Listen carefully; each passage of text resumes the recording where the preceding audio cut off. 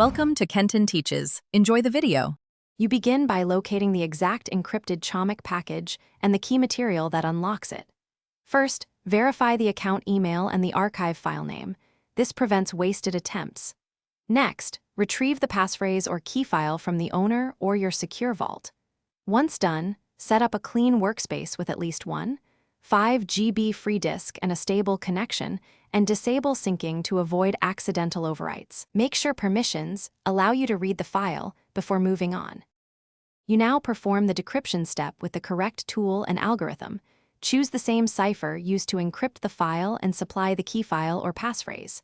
Once the tool reports success, verify integrity using the archive checksum or internal signature to ensure the result isn't corrupted. After verification, extract files into a quarantine folder rather than your main drive.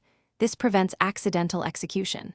Finally, scan the extracted content with up-to-date antivirus and malware detection before opening anything. You wrap up by moving validated files to their destination and setting proper permissions for users and services.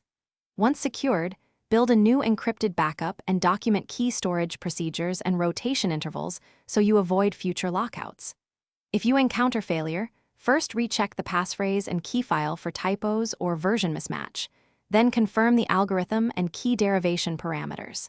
If problems persist, run a file integrity check to detect corruption and attempt recovery from an alternate backup copy.